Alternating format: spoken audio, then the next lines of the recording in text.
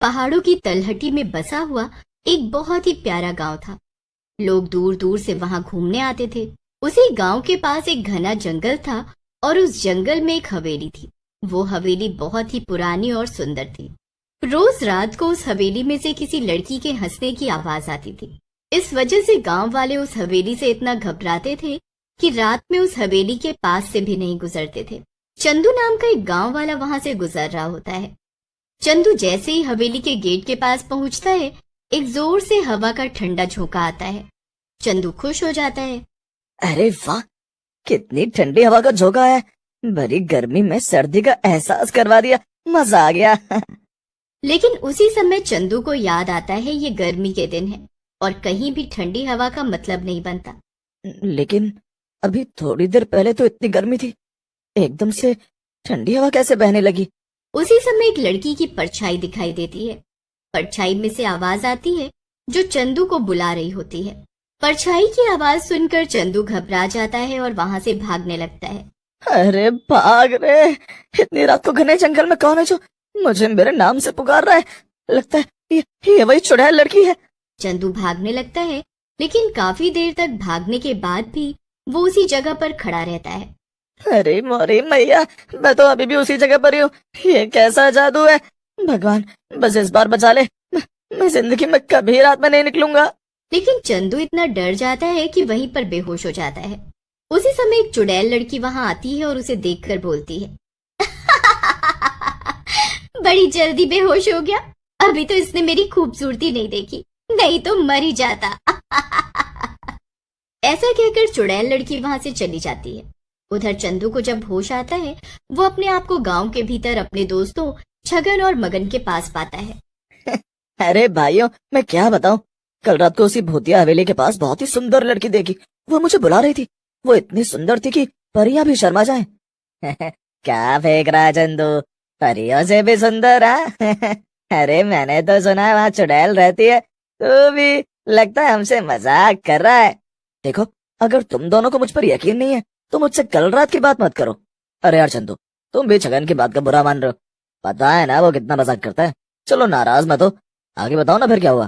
फिर जैसे ही उस लड़की ने मुझे बुलाया, मैं लपक के उसके पास गया। वो भी मुझसे मिलकर बहुत खुश थी। लेकिन तभी उस लड़की का खड़ूस बाप अपने कुछ लोगों के साथ आया और मुझे मारने लगा। अरे फिर क्या हुआ चंदू भाई? अरे मगन, होना क्या था, मैं वहां से भागा और भागते भागते एक जगह गिर गया और बेहोश हो गया। फिर मुझे कुछ याद नहीं है कि क्या हुआ। मगन और छगन उस लड़की की कल्पना में खो जाते हैं और बोलते हैं, चंदू भाई, एक बात बताओ, वो लड़की क्या सचमुच में परियों से ज्यादा सुंदर थी? कहीं तुम हम दोनों को बहका तो नहीं रहे हैं? देखो, तुम दोनों को मुझ पर विश्वास करना है तो करो, नहीं तो फुटो यहाँ से। चंदू को गुस्से में देख मगन और छगन वहां से खिसक लेते हैं, लेकिन दोनों का दिमाग उसी जंगल वाली लड़की की तरफ होता है।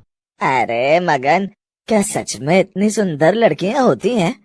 और अगर होती भी हैं तो इस बंदर सी शक्ल वाले चंदू को अपने पास क्यों बुलाएगी?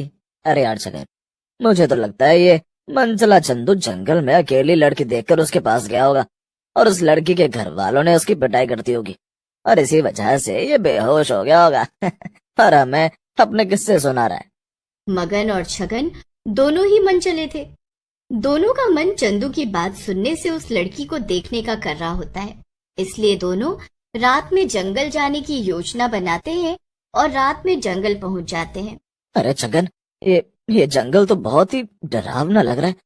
कहीं ये उस चंदू के बच्चे ने हमारे साथ मजाक तो नहीं किया?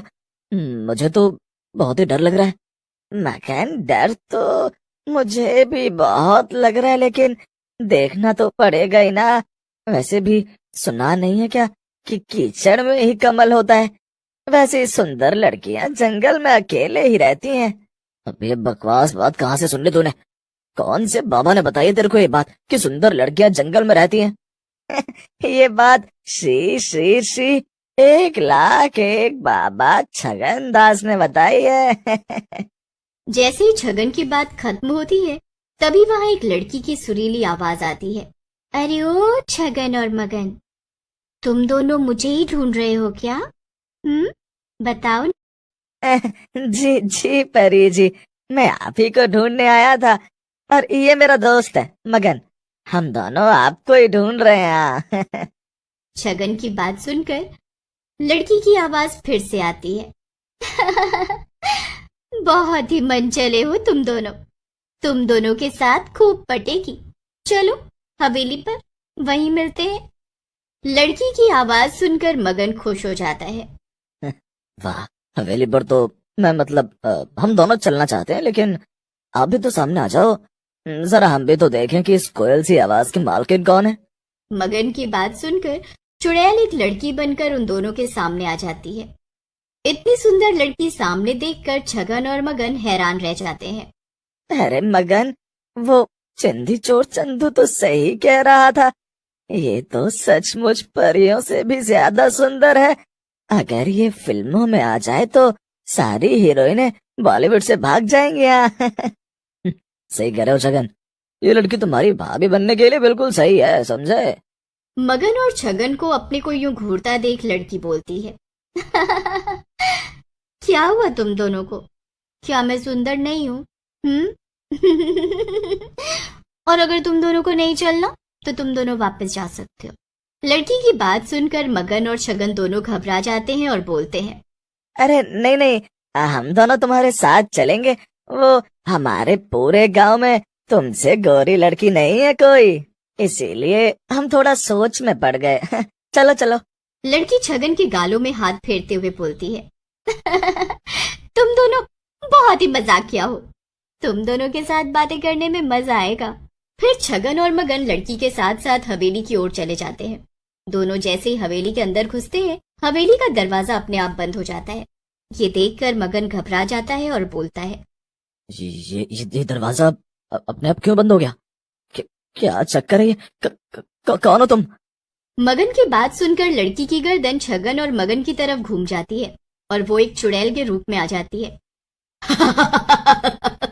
मैं वही हूँ जिससे मिलने के लिए तुम दोनों मरे जा रहे थे। अब सामने आ गई हूँ तो घबरा रहे हो। चुड़ैल को देखकर छगन और मगन की हालत डर के मारे खराब हो जाती है।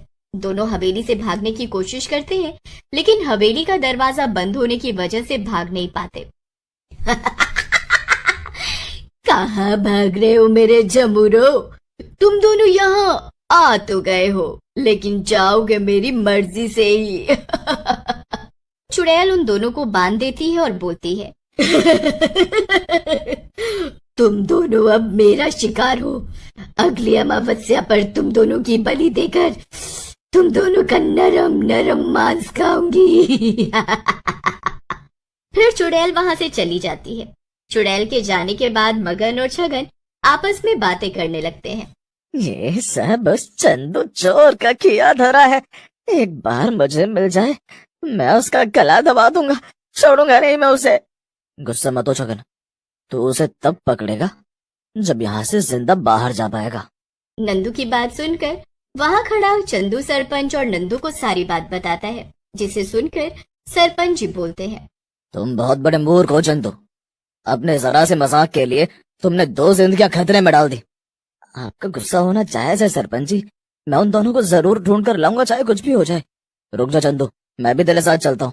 अब कुछ भी हो, हम दोनों मिलकर उस चुड़ैल का आतंक इस गांव से खत्म कर देंगे।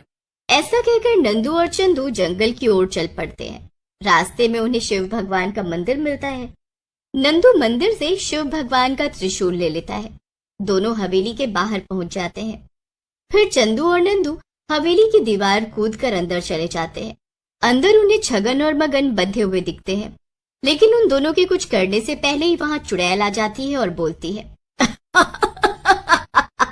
चंदू, कहाँ जा रहे हो मेरे घर को तोड़कर? तुम दोनों को तुम्हारी मौत यहाँ खींच लाई है। हम दोनों तो मरने के लिए ही आए हैं यहाँ। या तो हम दोनों अपने दोस्तों को बचा कर ले जाएंगे, नहीं तो हम भी यही मर जाएंगे। नंदू चुड़ैल की छाती पर त्रिशूल गाड़ देता है। त्रिशूल के लगते ही चुड़ैल वहीं गिर जाती है और मर जाती है। फिर नंदू और चंदू मिलकर छगन और मगन को भी छुड़ा लेते हैं।